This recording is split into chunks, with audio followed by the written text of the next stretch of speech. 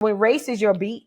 Now, when Exactly. race is my beat, I mean, I can't even tell you how many death threats like you'll get from like white supremacists. You have them like following you online. You know, you have stuff from letters coming to you in the mail. You know, you have somebody show up at your office one day. All of that stuff happens, so it's stressful. It's high stress. And when these things happen to people in our community, it creates it creates a it reminds us of past traumas, right? Of people who have been killed or something has happened to them and nothing happened, right? They were never, ever, they never got the justice that they deserved. We'll discuss race and how it plays a factor and how we didn't even talk about this topic because we were afraid. A Black Executive Perspective. Welcome to a Black Executive Perspective podcast, a safe space where we discuss all matters related to race, especially race in corporate America. I'm your host, TonyTidbit. In mainstream media newsrooms, the pervasive lack of representation of people of color is glaring. Dominated by predominantly white journalists and editors, the narratives often reflect privileged perspectives.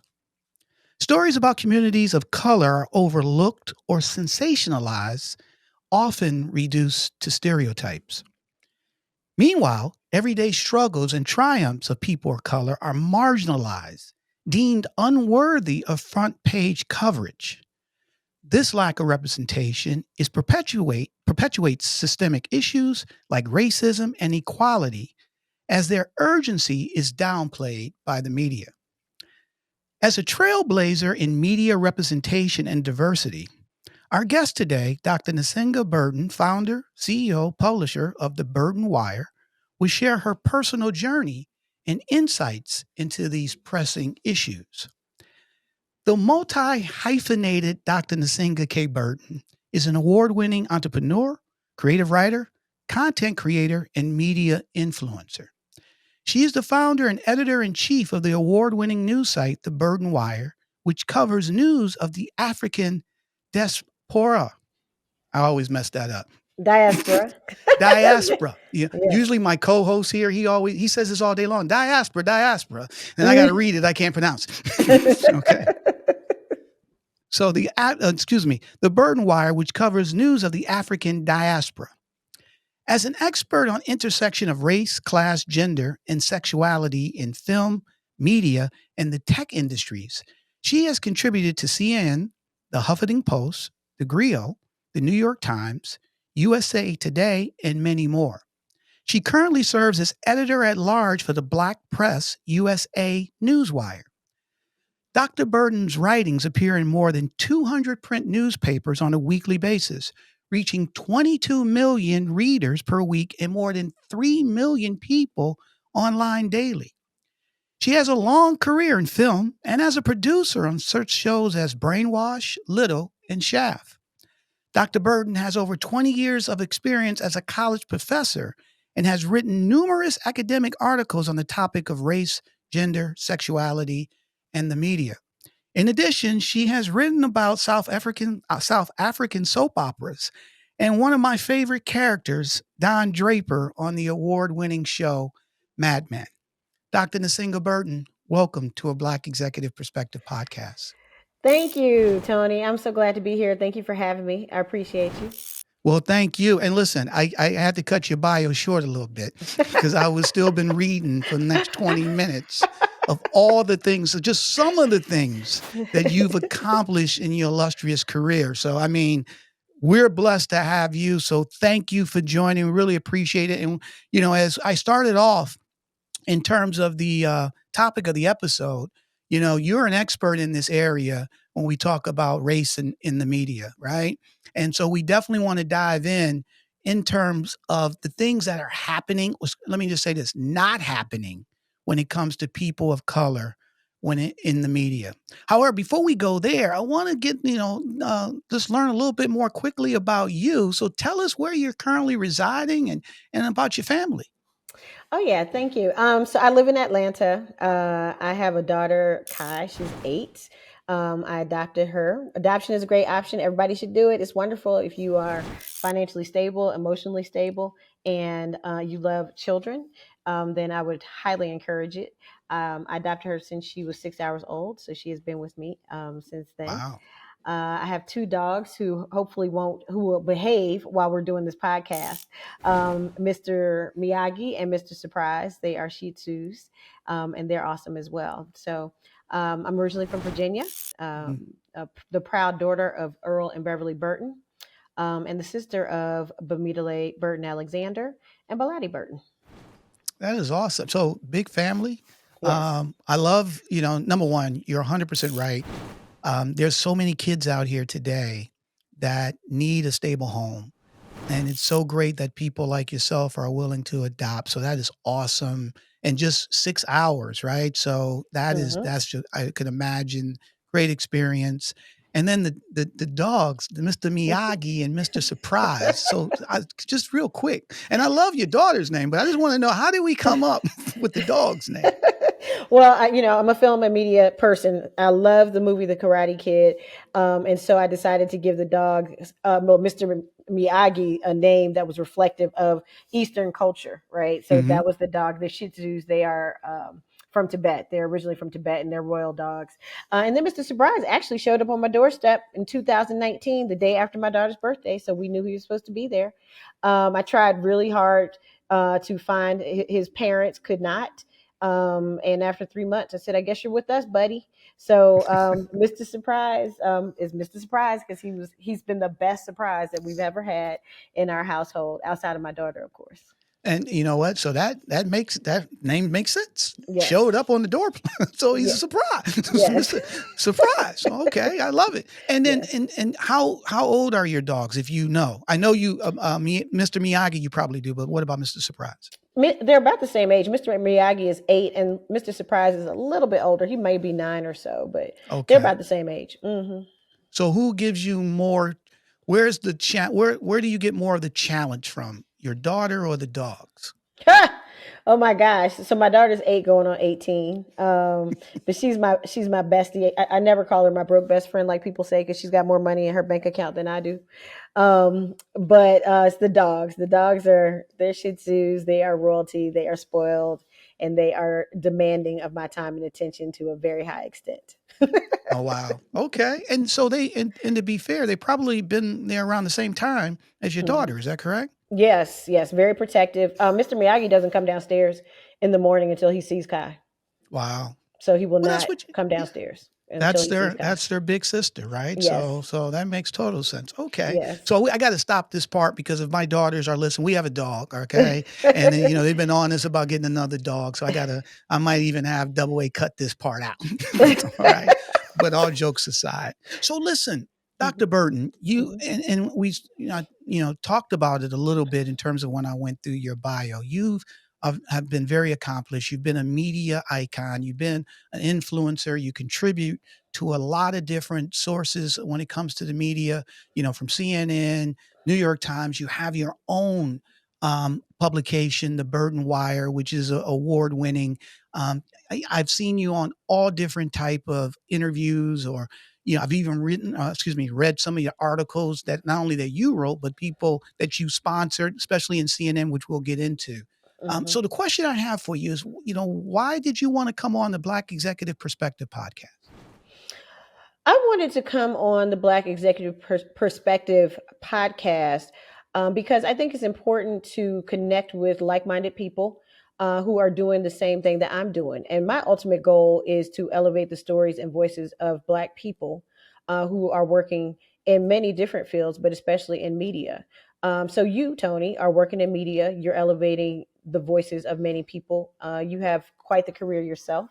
So I know it's a legitimate outlet, and I know that you're going to give it your best. So I wanted to come on here today to really just, connect with you, connect with your your users. I say readers because most people read. No, that's all but good. Your listeners, connect with your listeners, and to really just, talk about stories and things that are important to our community. I also think that people often forget that writers, journalists, professors, we are executives. I have my own company, and I have to work with a lot of people in terms of collaborating, in terms of paying people, in terms of setting up people for payment. All those things have to happen. And so I think people, a lot of times when you work in areas that people think are more creative or cerebral, that they Mm-hmm. don't really think of the business side of it. And so I think it's also important for people to understand that writers, journalists, bloggers, even are a lot of them are entrepreneurs. They're business people. So we're business executives who have something to say, and our story should be elevated as well.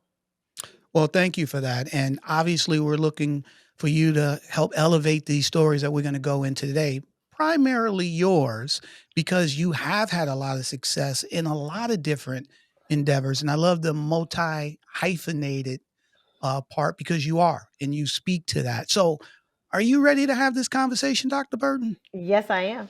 All right, my girl. So let's talk about it. So, what I want to do first, I want to back up a little bit because, you talked about growing up in Richmond. You talked about you have two proud parents. Tell us a little bit about your experience. What influenced you from an early childhood in terms of you starting off and building your career? Oh yeah. Well, my parents were young, and they were both first generation college students. They're attorneys. Both are retired. And my dad had his own law firm, and my mother worked for legal aid. So both of them, I watched both of them. I watched him be in business for himself, Hmm. and I watched my mother work for others, but work for the people as well. Right. So their work ethic was incredible. I had the opportunity to grow with them because when you have young parents, especially first generation parents, you are part of your extended family as well. So I'm very tight with Hmm. my grandparents. I have a grandmother, 93, Grandma Shirley. That's awesome. Yeah, she's still living. So we spend a lot of time with our grandparents on both sides of our family. Our families are big; they're farm families. So lots of aunts and uncles and cousins. I have 5 nieces and nephews, which I did not mention, and I love them dearly. So when I was a kid, I was always surrounded by what I call working class work ethic. Mm. Hard work. You had to learn how to do things on your own. Like my mom, she grew up on a farm, and I tell people this: my mom's a lawyer, but she can fix the toilet. She can. She better than me. My wife she fixed the toilet, and not because it's just because I can't. so she can do. She always told me, if you can read, you can do anything. Mm, And so I was an avid reader. My dad, I've never seen him without a magazine, newspaper, or something in his hand. So mm, when people see me, they are always like, you're always reading something. I right. always have something in my hand. So they were influences in that way. Education was important.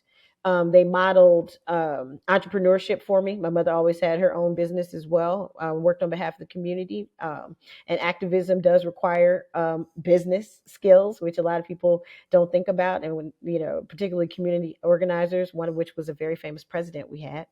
Yep. But, people don't really think about that. But all of that is really what kind of instilled in me what I needed to do in order to be successful, because they didn't have a lot. And so we didn't have a lot. Like I tell my students, when we were growing up, we had a card table. So I remember my mother having to save um, and save until we could buy a real dining room table, Mm, right? Save so we could get the sofa. So even though they had college degrees, they were lawyers.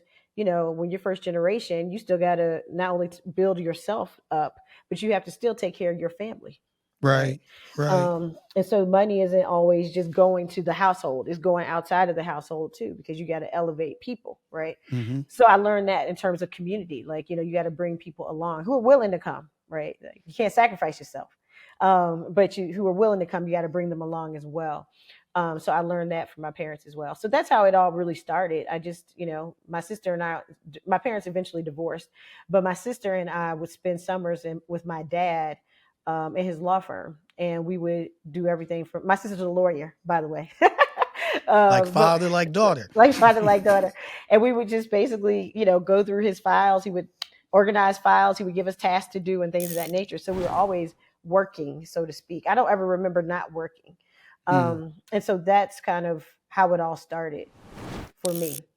And when you say first generation from where? College educated, Got you, Virginia. got Yeah, you, we're from got you. Virginia. Many generations. We are like what I call true Black Americans. like like at least 8 generations that we can count back, maybe Wow. more. So Wow. um, That that is yeah. awesome. Hmm. And speaking of that, Virginia, 8 generations, like you said, a true Black family. When did you have your racial awakening, I should say, like a racial turning point in your life? Well, I think my parents, they were intellectuals, so they were smart too, right? So Mm-hmm. a lot of people think if you're farmers or you're from the country or whatever that you don't know anything, which is the exact opposite. Because people in the country typically don't have a lot of outlets, so they actually are very well informed, usually well read, because they have to depend on that in order to get access to the outside world, for lack of a better term. But my parents were very smart. They were Black, we would call them now Black nationalists. So they were very much into African culture, African centric culture. Mm. So like, we took African dance. I never took ballet. We couldn't even have tutus because they were like, those are grass skirts, cut off. So Oh we man. so race was always a part of our identity. Being Black was always part of our identity. My mother was like, you're Black every day. You don't turn it off, you don't turn it on, you don't decide that you're going to act Black in quotes here and not be Black there. We are Black people, we're Black every day. So when you grow up with that type of ideology where Blackness is centered, and where Black history was, my mom, historian, like for real, and my dad, they're just giving us information over and over and over. We're learning this in our Black neighborhoods, we're learning this from our Black teachers. The Black national anthem, I learned that at home, and then Mm. I heard it again at school because I had Black teachers, Mm. right?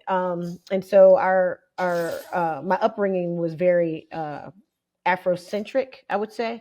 um, and so that's where I was always aware of race and racism. And then, of course, growing up in Virginia, 1972, post civil rights, it wasn't like people were just started being kumbaya. Like people had to come out of that, and some are still stuck. But Yep. people had to Yep. come out of that racist behavior, patterns of thinking, and what have you. So people in my age group went through that. We Mm-hmm. weren't necessarily living in segregated society, but we're right on the cusp of a segregated society and having to grow and move through a world that's changing very quickly. So luckily, my parents instilled love of Black people, love of Black culture, love of Black history, love of the African diaspora. Afro Latino, it doesn't matter. We are all African people. If you get your DNA done, 7% is going to be sub-Saharan African, because that's where we started, right? Mm-hmm. So I knew that as a child.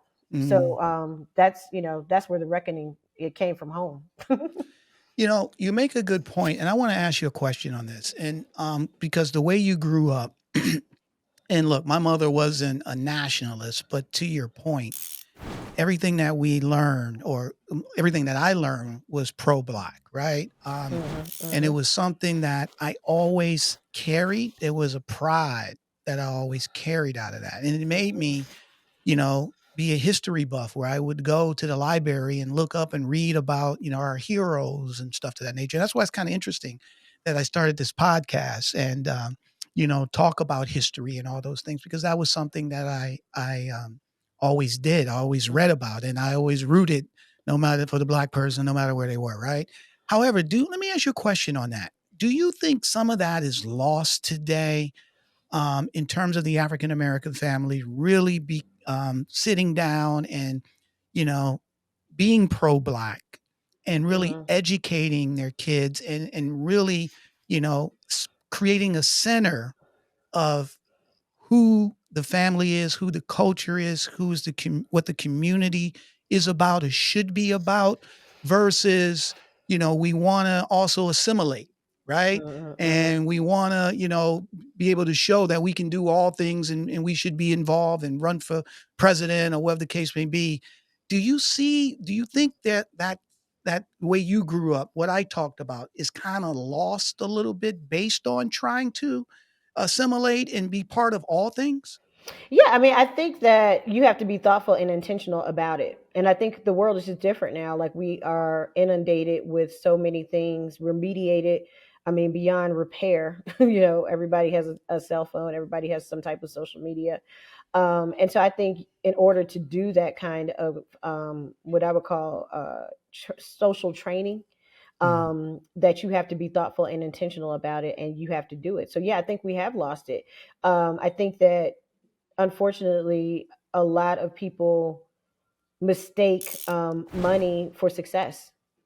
So they think because they went to a particular school or they graduated from this place or they live in this neighborhood, this gated community, or their kids are in private school or whatever, status symbol you may have, like that you've made it, and so that you've transcended race.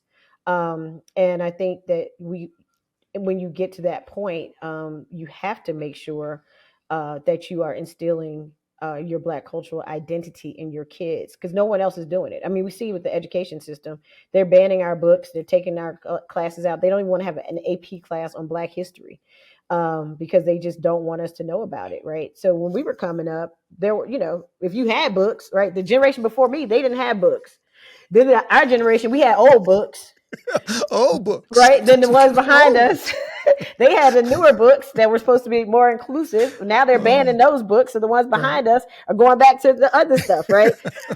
It's all cyclical. It's all cyclical. It is. So you can't rely. And I quite honestly, I don't want anybody teaching my daughter about her except me and our family and our culture and our history. Especially if you go legislate it and say that Maya Angelou can't be taught. Dr. Maya Angelou can't be taught in her classroom. I don't need you teaching my kid, And so we go ahead, have to finish your do it. thought. Yeah, Yeah. we have to do it. And I think that's what's lost. Like before, like I said, if I hadn't learned the Black National Anthem at home, I would have learned it at school, because my Black teachers, many of whom went to HBCUs, some who went to PWIs or whatever, taught us that. Correct. Right. But now you can't do Correct. that. Correct. Right. You Correct. can't, have fun or be creative with the curriculum. They just want you to give it to them the way they give it to you, and they don't want you to go off script at all. And so I think it's different. So you have to do it. And I think what's happening is that people aren't. They're prioritizing other stuff, other things. Like they're getting the money, but their kids don't know who they are. Their kids don't know why they're important, why they're significant, why we matter, why everybody wants to be us. They're out there trying to be like these other kids. I'm like, no, no, no. We drive the trends. Mm. That's what we do. We create that. The way you interact on social media, that's us. There is no social media without Black people. I'm not talking about just the consumption. I'm talking about the creation. Mm. But you don't know that because they're not going to teach you that. So we have to teach them that at home. There's no question. And you listen, to be honest, we could talk an hour just on this. All right. Because I Absolutely. can go so many different ways. But the one thing I want to say before I move on is Mm-hmm. that there's a strategy today.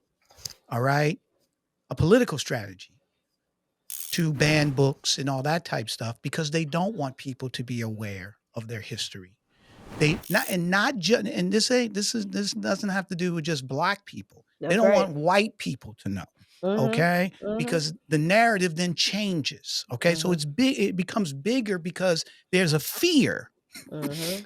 and there's people trying to hold on to power. Right.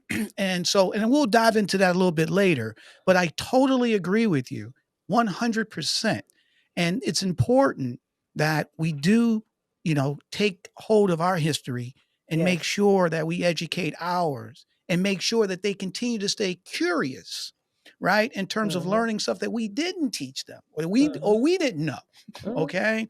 So that so at the end of the day, they can become whatever they want to become, but more importantly, they have a center ground. So totally Mm-hmm. agree with you. However, let me ask you this. So you went to, your parents' first generation education from a college standpoint, and then you went to, I think it was Northwestern, or tell us a Yes. little bit your college experience and how you moved on from Richmond, and then more importantly, how you got into your career. Yeah, so when I was actually in high school, I was writing for the local paper, the Richmond News Leader, which was then purchased by the Richmond Times Dispatch. They were competing papers, and they had a program for high school students, and I applied to it and got in.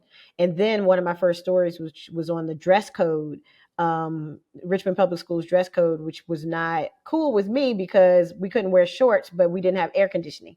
And anybody who knows about the South in the summer knows that the humidity is at 100%, and so when it was hot, it was hot. So that was my first time really getting into journalism. I always did creative writing. I used to win creative writing contests and things of that nature.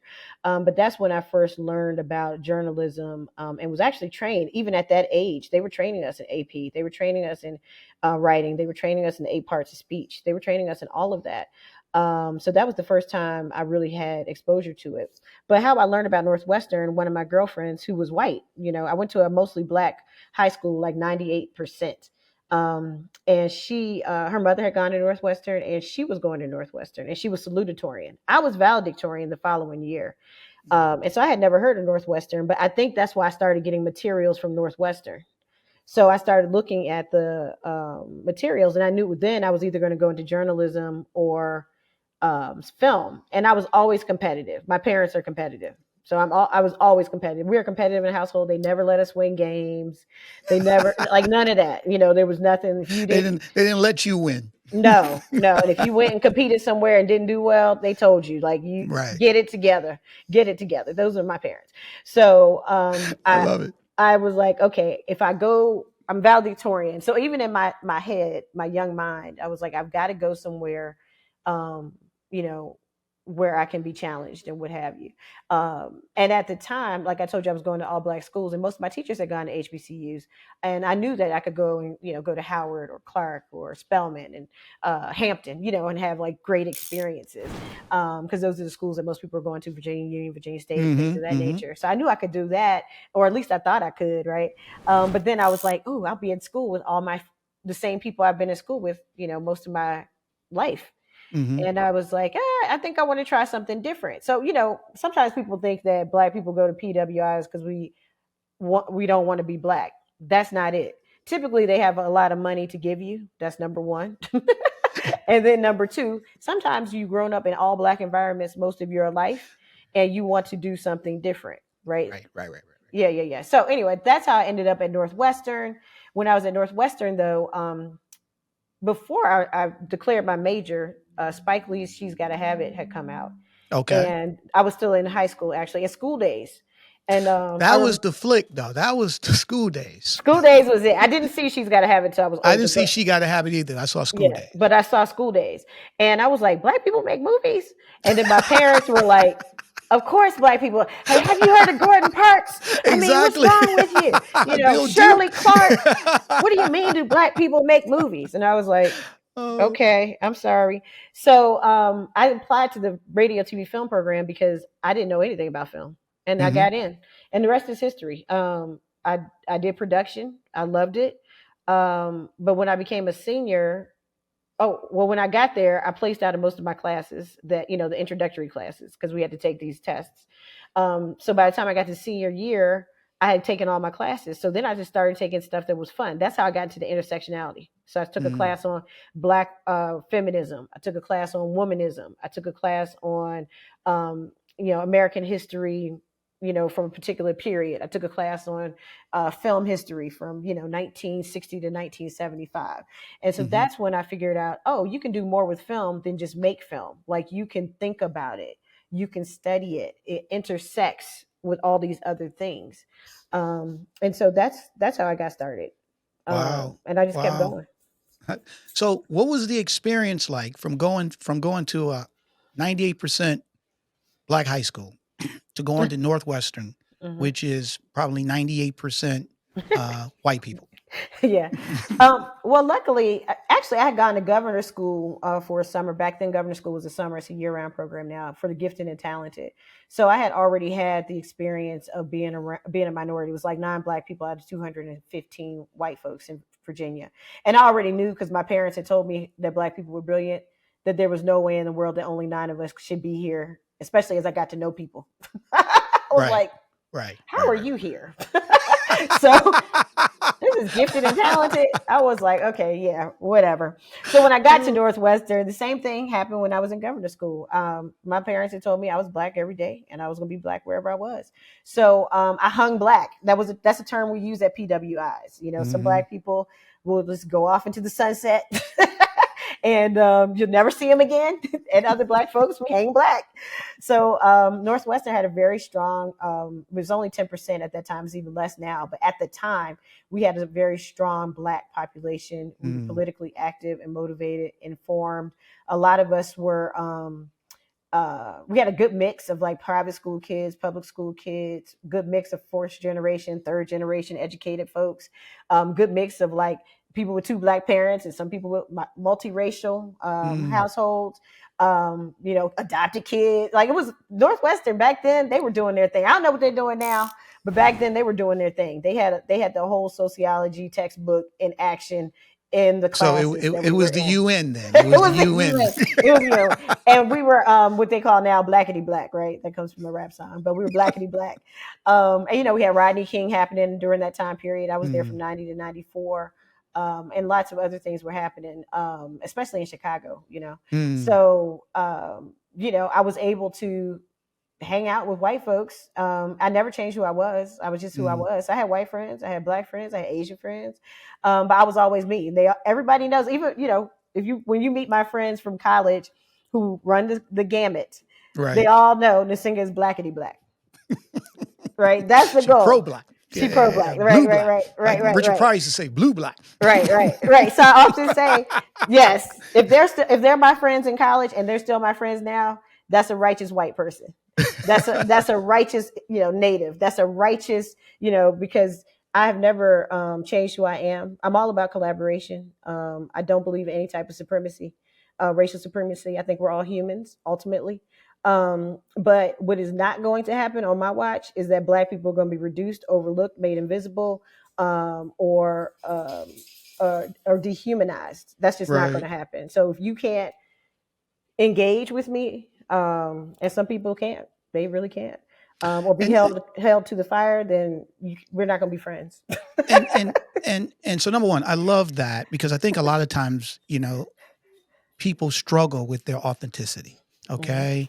Because of all the things that you just talked about, right? However, based on what you're saying in terms of just being who I am, this is what I, deal with it, like it or not. And then you just said something a minute ago. I want to back up to you said my white friends who dealt with me that way, they're righteous. What do you mean by that? What we call allies now, right? Gotcha. They're righteous, right?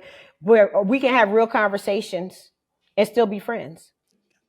We don't always agree with each other. They don't always agree with me. I know for a fact they're like, "Oh my God, Nsenga." Oh my God, Nsenga. How do you say? I'm just like, I mean, it is what it is. And we're still friends. Or they'll say something and I'm just like, what? But we can have a conversation. We can talk about it. We can work through it. And we can do our thing, And so that's what I mean when I talk about righteous people, righteous Latinx folks, those who know they're African, right? When I talk about African Latinos or who embrace that Black ideology or that Black part of their culture, So my thing is, I've grown enough to know that you can't force people to be decent human beings. You cannot force people to think about you differently if that's what they have decided they're going to think, right? But you can find people who you can, who are humanists, and they believe in the possibility of everybody being great or being good or being valuable. And that's who you gel with and who you love hard with and who you argue with. And then you go out and have cocktails, afterwards. That's how you flow. And so that's how my life was at Northwestern. Northwestern was great in that way. Plus I was intellectually stimulated and I have friends in Medill. So I got to stay close to my journalism. I worked on the paper a little bit. So it was a great experience for me as an undergraduate. And if you can master Northwestern, because Northwestern is a competitive environment, right? There are people who are super, super smart. Like you'll go there as a valedictorian and you'll be like, well, actually, you'll be like, I'm rocking with these people. And then you go to the University of Chicago and you're like, wait a second. Oh, these are the real smart people. Okay. Yeah. I mean, it's a whole nother level, right? Yes. A whole nother level, right? Okay. I'm smart. Right. No. No, you ain't. No, you're not. So you got to go. When you're a really smart person, you have to go. And this is why I want parents to understand. And my bestie and I were just talking about this. you have to put your kids somewhere where people are super smart and intelligent, because they have to be challenged. They have to learn.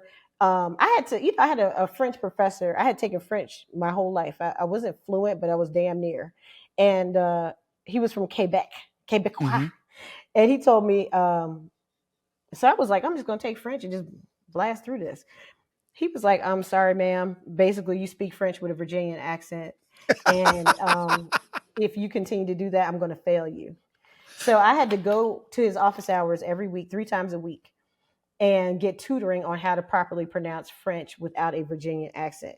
Now, was he being, racist? Possibly. I don't know. He could have just been trying to challenge me. That could be it too. I would look at Right. Yeah, I would take it. But to this day, my pronunciation is excellent. And it's really because he challenged me. I could have left. I could have quit the class. I could have left the school, because people do that. They get their feelings hurt and roll out. Luckily, because I think of my upbringing and my parents' preparation and growing up as a Black girl in Virginia, right, it took a whole lot for me to knock me down and for me to be out. So resiliency is something I got not only from home, but I also got from going through school. And that's why people should go to school. And the competitiveness that you grew up with as well, right? And Absolutely. being competitive, right? So when somebody comes and says, this is weak, yes, right? Yes. Immediately you're like, once you get past the negativity of your feelings, you immediately like, okay, this person's challenging me. I'm up for it, and I'm going to take off, right? That's right. So speaking of that, though, you did an awesome job. You broadened your horizons. You were still you, no matter where you are in Northwestern. You still have a ton of friends. Tell us a little bit of how you broke into the industry, right? Television, hey, Black people, they make movies for real. All right. You're already writing. You're writing for the high school. You're writing, obviously, probably for Northwestern as well, or some type of publication out there. Tell us your first job and how you broke into that. Yeah. So, the entertainment industry is precarious. So there's so many different ways to get into it. But I was lucky enough to actually I started making my own films, because that's the Entrepreneur came out. I had gone to NYU for grad school. I got a degree in cinema studies. So while I was there, and while my friends who had gone to other schools that didn't have film production, they were learning film production, I already knew it. So I would PA on their films so I could give PA credit. So the first job I got, this is a good one, Roger Bobb, who everybody knows. I shouldn't say everybody knows. He's super talented and was before Tyler Perry found him. Hold on one second. I'm going to ask Double A, because Double A is an actor. So you know Roger Bobb, Double A? You put me on the spot. He's a producer. Bob? Yeah, he's a producer. Oh, okay then. Okay, sorry about that. I'm excellent with faces. You would know him if you saw him. Yeah. But my first paying job, because I interned for free. Mm-hmm.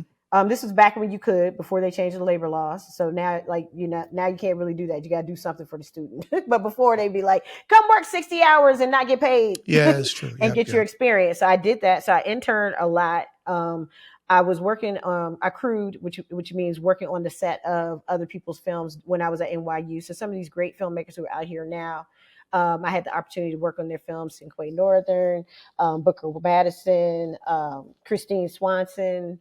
I haven't worked on Seth Mann's films yet, but I plan to do that. But anyway, like some of those people that, I crewed on their films. And so then I got a job as a script supervisor. And that was with Roger Bobb, who is now just producer extraordinaire. He's done a lot of work. He's very well known for working with Tyler Perry on a lot of stuff. But he was doing great work before that and great work since. But Roger Bobb gave me my first paying job, and I remember it was $7 an hour. And what was the job? I was a script supervisor. Okay, got it. It was non-union though, right? So I'm in New York. What does a script supervisor do? Script supervisor makes sure that everything that is in the script actually makes it onto the screen. So you're working side by side. You can't get on as an AD, assistant director, AD1, AD2, AD3. Be the script supervisor, because the script supervisor is continuity, right? So you have to make sure that everything that's in that script makes it onto the screen. The script supervisor, now they do it all digitally. But back then I used to have a Polaroid. So I would take a picture of you, Tony. I would take a picture of you now. If we came back and shot, because you don't shoot everything in sequence. When we came back 3 weeks from now to shoot this scene again, to pick up, the next part of the scene, I'd have to look back through my Polaroids and see what you were wearing and stuff, and work with wardrobe to make sure that you looked exactly the same. I had to listen to it. Like, you go into, we call them dailies then and now. But every time after you get your footage, you would go and look at the dailies, and then you look at the dailies to make sure that everything was what it was supposed to be relative to the script or what have you. But what was great about being a script supervisor is you get access to every single section of production. You work with everybody, right? So it's great for networking, and it's great for actually learning the craft and things that you wouldn't necessarily have access to because you're everywhere. You're like right next to the director. You're on set. You're in wardrobe. You are in the editing bay with the editor. In fact, most of the time it's just you and the editor until the director comes in and says, hey, what about this, that, and the other? And so that's how I got my start. And I did that in New York for a number of years. And then when I moved to LA, I started producing music videos. Did not like that because it was very sexist. And I was a raging feminist womanist, as I am still. So who would be some of the companies or producers you would work with from a music video I was standpoint? working with Universal back then, Universal Records, and I wasn't working with their heavies, not like Dr. Dre, not that. I was about to ask. No. But I was working with kind of like their indie labels and stuff like that. Okay. And so some of the folks that like you'd have to really be a diehard hip hop fan from Los Angeles to know who some of these folks are. I was working on their music videos and whatnot, but it was then that I decided I knew that I had standards and morals and values, right? Because, that's the thing with entertainment. At some point, people are going to hit you with something crazy. And back then I was young, and I never, ever, all the Me Too stuff, it all happens. They're not lying. But I never, ever gave in. I never played along with anybody. I was like, my father's name is Earl Burton. He told me I didn't have to do that. So I'm not doing it. My mother is Beverly Burton. She said, I don't have to do that. I don't have to use my looks or my body to get ahead. I can use my mind and my skills. So if that's not good enough, then I got to go, Right. And at one point I had a rep who used to work for me because, and I learned this from another woman, in fact, who I would send to do my deals because they were, whenever, if I would show up and they were trying to take me on a date or something like that. And I was like, yeah, I'm here for business. You remember what was my show back in the day? It came out I think in the late 80s, 90s. Hollywood Shuffle. You ever see that with Robert Townsend? I teach that. Did you? Yes, I still teach that. And you remember film. the scene when when the two girls was waiting to go in to do an audition, and one of them said, the director called me last night and told me to meet him at his house at midnight. And she said, girl, I ain't stupid. I was there at 11:59. Okay, so Hollywood Shuffle. Hollywood Shuffle. Oh yeah. So I taught Hollywood Shuffle, and I still do teach it. And it's so funny because my students are like, it's so heavy-handed, and I'm like, Hollywood Shuffle. How heavy-handed? Yeah, that was the funniest movie of our time, and it was also thoughtful, and it was right on the spot, and it highlighted all of the issues. I said all the things that you all think you all are talking about now has been happening. The term casting couch originated in the early 1900s, right? So all of the things that you're reading about now was highlighted in that movie. It wasn't only the racism in Hollywood, it was also the sexism. It was a homophobia. It was all of it. I mean, the movie is brilliant, and you have to watch it. It's mandatory watching for me if you're going to take a class in race and cinema, because that really is the film that kind of sets up and really takes on Hollywood, right? I mean, even in the title, Hollywood Shuffle. Did you ever chat with Robert Townsend about this or tell him a little bit about? You did. Tell us about that. Yeah, I ran into him at I think it was Sundance. It was either Sundance or South by Southwest. I think it was Sundance, and we talked. We talked for a while, and I told him, I thanked him because I think that's the other thing we have to do, particularly people in my generation, because like people like Spike Lee, Julie Dash, like folks like that. It took a lot. And not that people here aren't having to do lots of things. I'm not saying that now, but I'm saying back then, it took a lot to make the decision to make a movie. Like it took a lot, and to get it done. This dude, think about it. He was still up and coming. Robert Yes. Townsend, when he Mhm. did, I think him and Keenan I Webers, they financed it on their credit cards or something of that Yes. nature, right? Yes. Mhm. And for them to put that out as one of their first things that they did, and not knowing that if Hollywood, they would take it or be blackballed, I could imagine the things that they thought, but they did it, which was awesome. Yeah. Yeah. I mean, it's very brave, and so I was like, we have to thank those folks now, while they're here, and let them know. So I was so happy to see him. I thanked him very much. I told him about this film. He told me, watch my new film. And that was that. But yeah, Robert Townsend is, I'd say top 5, like, of all Mm, time, because of what he did. And then even the movies that people don't like, like Meteor Man and stuff. Oh, that was a terrible movie. I said, but look at what he was trying to do. mm, Mhm. Look at what he was trying to do with that film. What was the message behind right, that film? And right. and the reason that the quality of the films in some cases aren't that great is because they don't finance black films in the same way that they finance other films. So a lot of folks, I mean, even Spike Lee still has to find financing for his films. That's That's nuts. insane. That is That's nuts. insane. Yeah, After yeah. Malcolm X and Yes. all the things that he's done, he's still got to find somebody that says, "Yeah, I'll throw a couple dollars down." Yeah, exactly. Exactly. I mean, it makes Wow. no sense. So no, we have to Wow. give them their flowers now. So speaking of that, tell us a little bit in terms of you did that, produce, made films, started writing. Talk to us a little bit, and you spoke a little bit about it in terms of when you got to Hollywood and some of the Me Too things. Tell us a little bit of your experience as being a Black woman, right? Some of the things that you've probably dealt with that your parents might have, your mother might have talked to you about, or you just saw like, I didn't even know I can't believe this is happening to me. Yeah. I think what was really shocking to me, when I first moved out to Hollywood, I was also writing, because most people, you were taking screenwriting courses. You're taking screenwriting courses if you're going to film school. And so I was also writing, and I did script reading before I got to LA when I was in New York for Miramax. Mm, And so the other benefit of being a script supervisor is how scripts should be set up, right? You know what they look like, the 3 act structure and all that kind of stuff. And then when you're a script reader, you also know what people are looking for. So you get to read through all these scripts. You get to give notes on the script, but you also get to see scripts start out, like how they start out and go through development. So that was important. But one of the things that was surprising to me, and I don't know why it was surprising to me now, but then I was surprised, was that I would write scripts and they wouldn't have Black characters in them. And so I would they'd be like, oh my God, this is great. Then they'd meet me and they'd be like, you wrote this? And I'm like, yes, I wrote this. I can write lots of different stories. I can tell lots of different stories. And then, this opportunity might go away. And what I learned then is that Black people in general and Black women specifically were being pigeonholed, right, into writing only about Black things. Whereas other people, anybody could write a Black story, a Black movie, like all those crime movies that came out in the 90s. Most of them were not written by Black people. correct.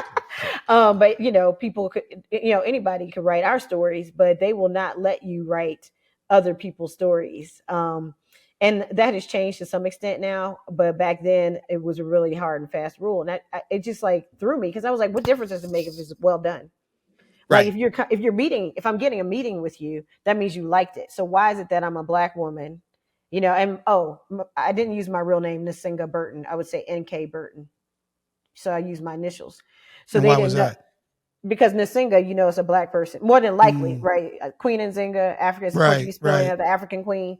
So if they, we didn't have Google then, but if you Googled me, It did. Yeah, yeah, right, yeah, and if you saw 2 consonants coming in the room, it's a Black person, it's an African person, it's a Caribbean person. It ain't no white American for sure. So I would use yeah. my initials, and then I would get there, and they'd be like, "You wrote this? Hold it. Where is that? Where's NK? You stop playing." Like that kind of stuff. So that was shocking to me, but I would just keep going. I kept going, and um, that's how I got back into journalism and that kind of writing, because as much as I tried to leave that behind, it kept coming up. So like I was Right, writing for rap pages, and I would contribute to the LA Times or something, and right, those were the people who were calling me for my talent.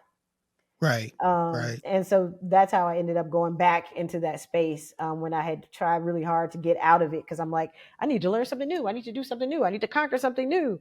And then I ended up going back into journalism and being an editorialist, really, for many, many years, and an editor.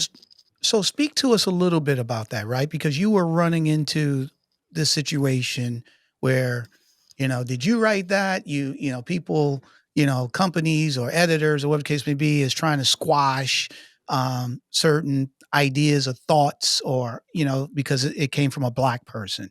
Now you start moving over to the media side outside of entertainment. Now you're writing real stories. Now you're covering real stories. Talk a little bit about the things from we talk about the power of the media, right? How they represent or they don't represent the Black community of people of color. Well, I think people often say, "Oh, they're not talking about this story. They're not talking about Kendrick Johnson. They're not talking about such and such." But that's because you're not reading Black publications, right? So the Burton Wire, we've been talking about Kendrick Johnson since 2013. We've been covering him and his story. We've been talking about, Ahmaud Arbery. We've been talking about, lots of different people. So I think for us, you know, the Black press, I think, is about to turn actually 200 years. It's 197 years old this year. Right. People don't understand the historic value of the Black press and how that continues today, right? So if you go with Black-owned media outlets, all the stuff that you're saying doesn't get any attention, that's not being covered by CNN or not being covered by this mainstream publication or on this broadcast news station, it's typically being covered, right? But it's being covered by the African American press and Yes. publications And and that's stuff. why you should subscribe to your African American owned, because there are African American publications that are not Black owned, right? But your Right. African American owned publications for that reason alone. So I think that for me, I was able to, again, it's all the same thing, Tony. I was able to write for mainstream publications because my voice was the same. Mm. I never changed who I was. I'm not going to, dial it back for you. I'm not going to water it down. I'm just going to give you the facts. And then the other thing that did help me stand out from other people was that all of my stuff was fact based. So even though I was doing opinion op-eds, it was all based on facts and data. And so people wanted that, they wanted to be able to read something and learn a statistic while they were reading it, like something that had been actually proven. And so like, I'm not writing op-eds like the one we see in the AJC today by somebody who's trying to assassinate the character of somebody else. I wasn't doing that. What I'm doing is highlighting certain issues that are important, that need to be elevated, not only in our community, because once we elevate it, because, we set the trends, it's going to go right Right. to the next level, that need to be elevated. That's my goal. And so I can't wait for other people to do that. Sometimes I can't compete with some folks, but on something I can compete with is finding out which you need to know before you need to know it. And speaking of that, Mhm. you've done that a lot. Talk a little bit about the Ahmaud Arbery situation, because you just got finished saying about how it's important to elevate it on our level, and then the mainstream media will then start elevating it. Because to be fair, if I remember correctly, it wasn't elevated until you started reaching out and writing about it. So the thing with Ahmaud Arbery, so there's a story in the Brunswick News, and it was about, and it was like 3 lines, and I saw it on somebody's Facebook page, and I said, "What? This doesn't even look right." So then I started kind of going down the rabbit hole, and that's what I call it, going down the rabbit hole. And I was like, "Well, let me find out what's going on in Brunswick, Georgia." I said, "Let me see what's going on in Glenn County, which is right next, which is where it's located." And then I started reaching out to some people I knew who worked in law enforcement. And see, that's the other thing about people don't think that Black people know Black people in law enforcement. There are a lot of Black people in law enforcement. Mm-hmm. But I Mm-hmm. reached out to some people I knew who were in law enforcement and what have you. And the stories that were coming back about Glenn County were not good. Right. So they were like, oh, a lot of racism. They just locking up Black folks left and right. It was that kind of stuff. And so I was like, let me see what really is going on. So long story short, I started doing my research, started doing my things. All I did was write, and I had a link to that story in it, what I found out about this particular case. And where did you write that? Where did you On write the that? Burton Wire. On On the the Burton Burton Wire. Wire. Got So I it. did an Got it. article on it, and I posted the article. And what was great about it is once I posted the article, because I worked in so many places and contributed to so many places, and I have, you know, I have some weight in my space. Right. Some Because leverage. some leverage. Thank you. Yes, that. People started paying attention to it. So then it just kind of started catching on. And so then some folks who I had contributed to, I try to keep my sources anonymous.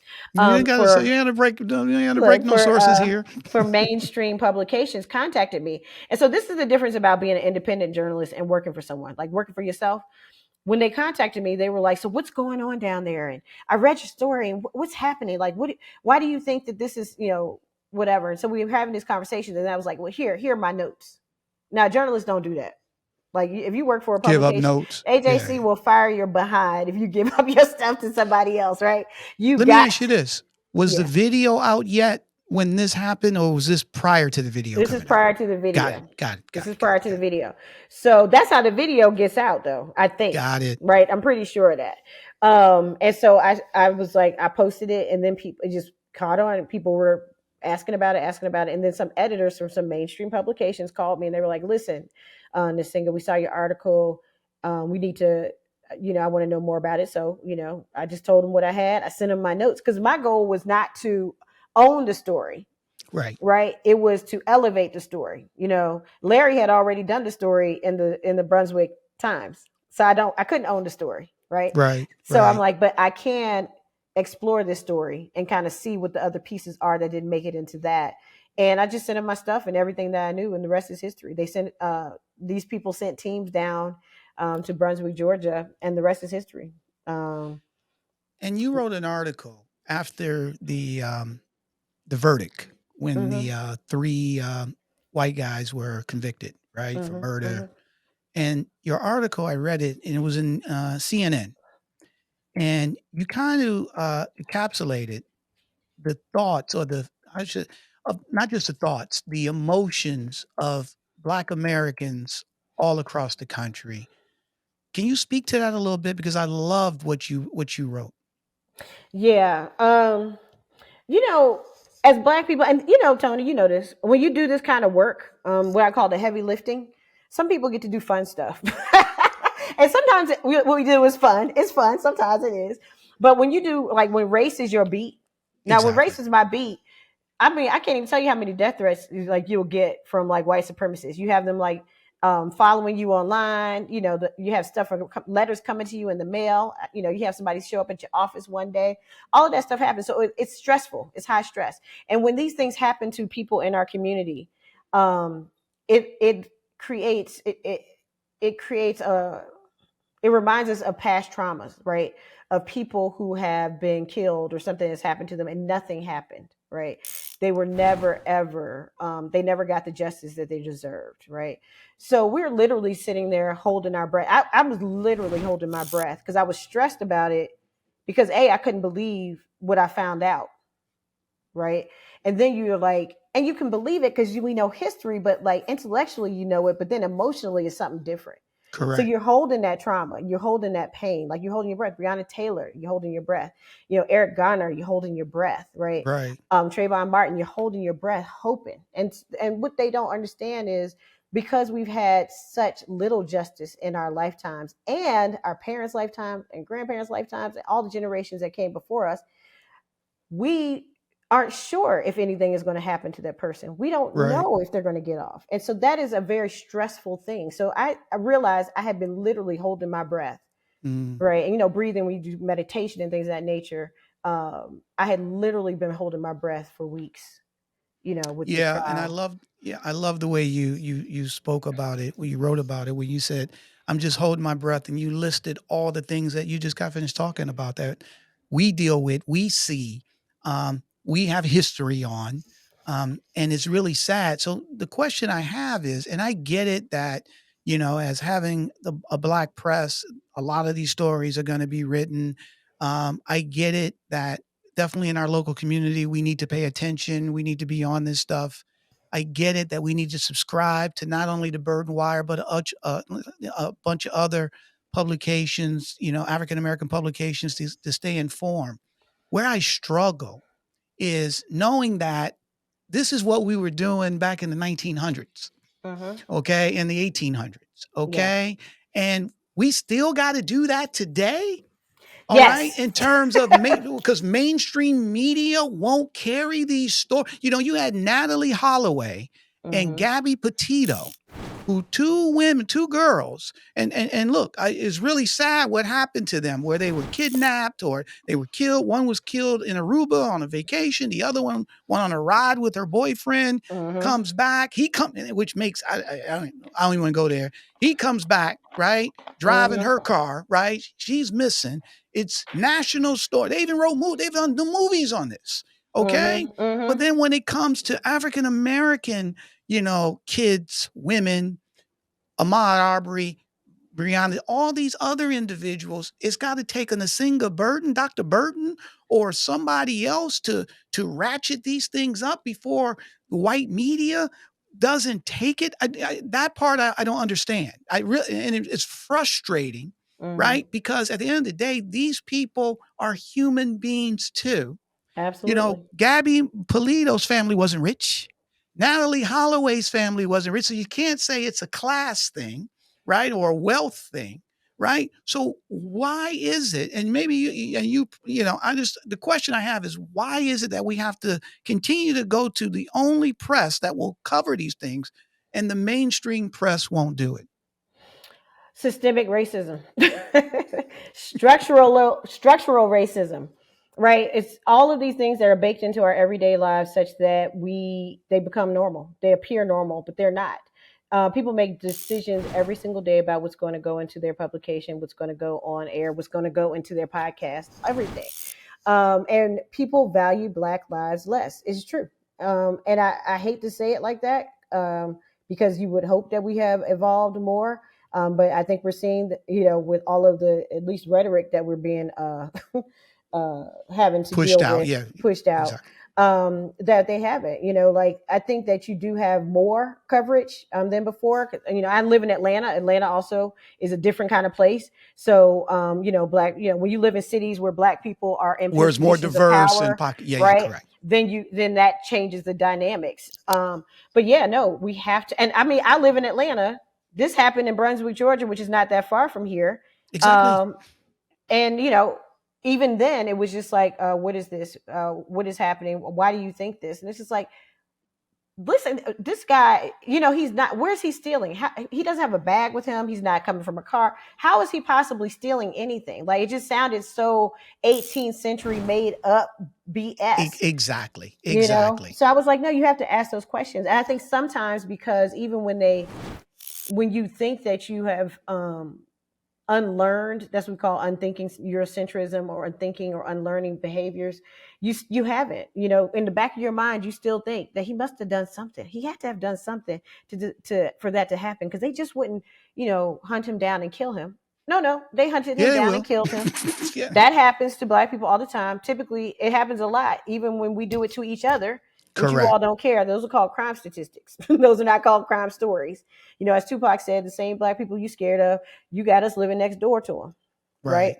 But that's a statistic. That's not a story. That's how this treated.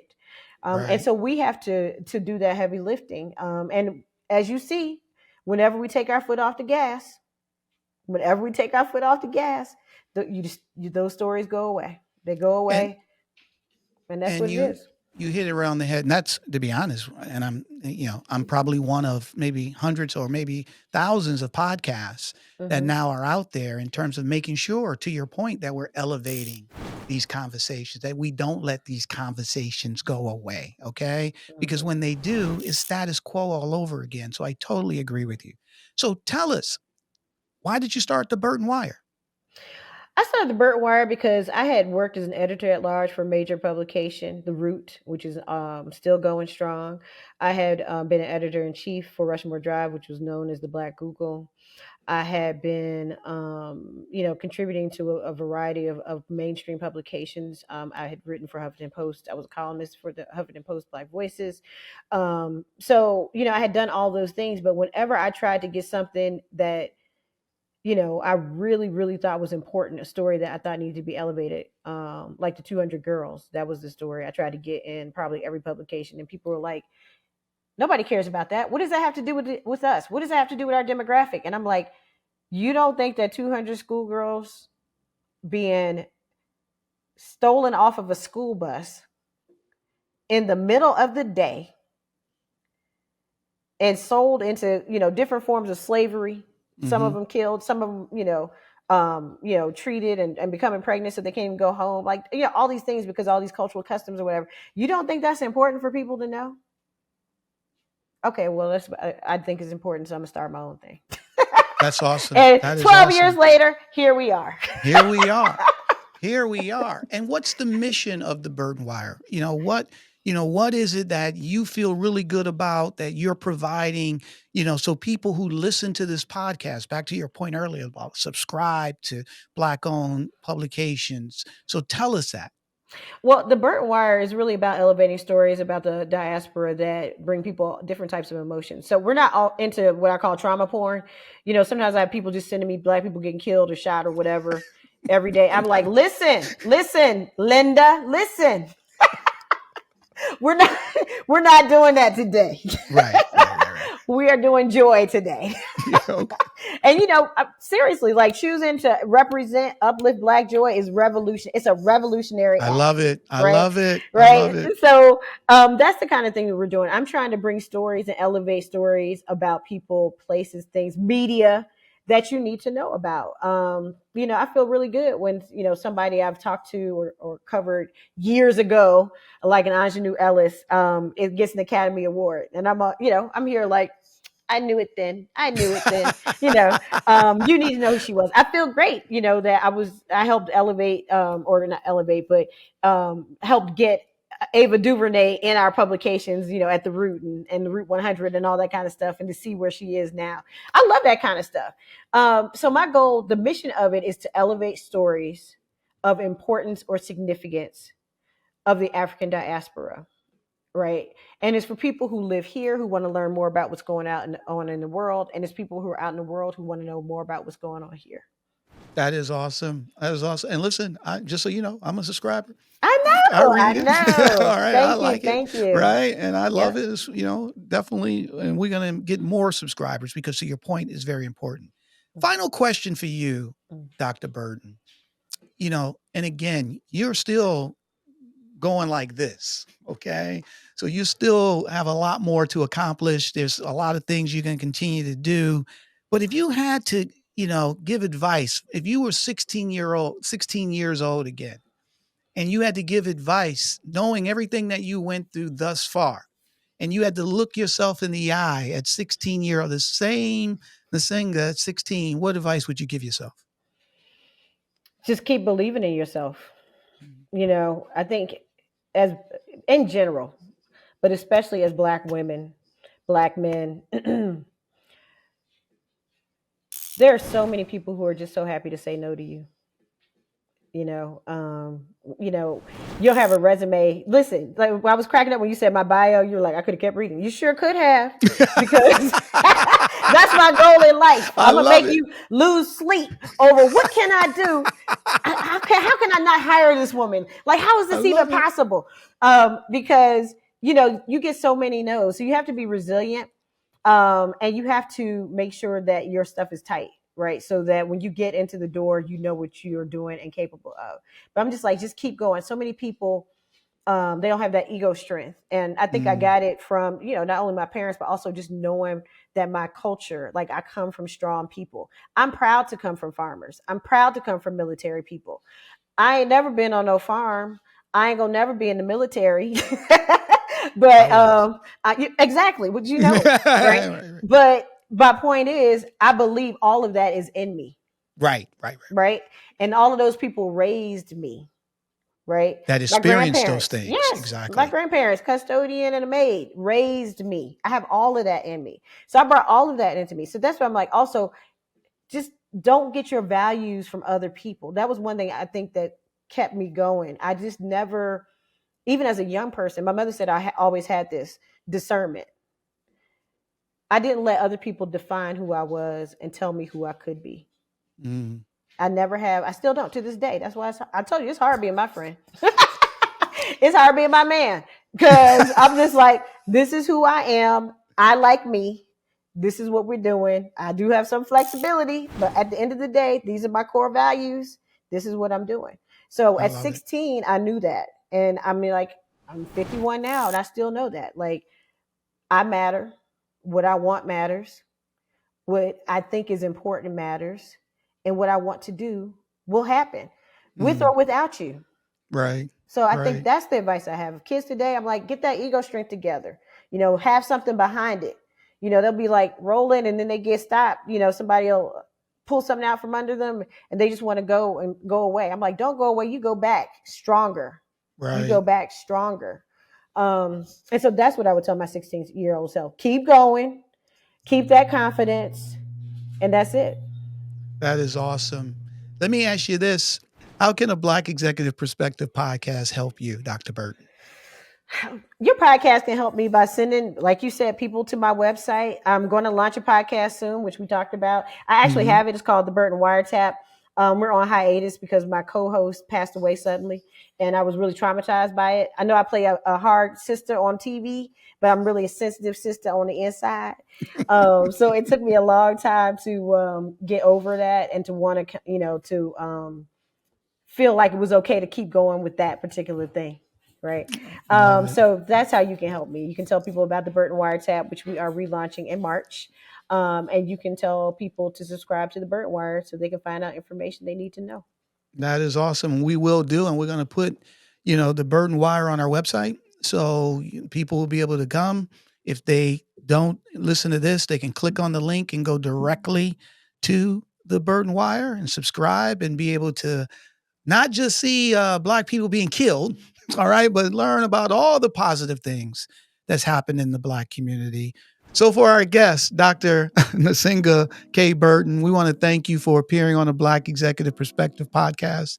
You've been fantastic today. We learned a lot from you. So really thank you. And listen, we would love to hopefully have you come back again sometime in the future. Yes, thank you for having me. I appreciate you. We appreciate you too. And so I think now is the time for Tony's Tidbit. Okay, now it's time for Tony's Tidbit. The stories we see in the media shape our understanding of the world and our place in it. The lack of media representation could be the difference between being seen and being invisible. This is why media representation is not just about telling stories.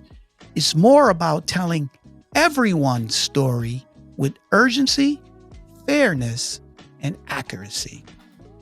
And if you go to the Burton Wire, you'll see those things from Dr. Burton's publication. So again, we want to thank her because she epitomizes today's tidbit. And we want to thank you for tuning in to another episode of a Black Executive Perspective podcast. Media Matters, Race, Gender, and Representation in the News, conversation with Dr. Nsenga Burton. You can tune in to our next episode wherever you get your podcasts, and you can follow us on all our social channels from LinkedIn, X, Twitter, Instagram, Facebook at Black Exec.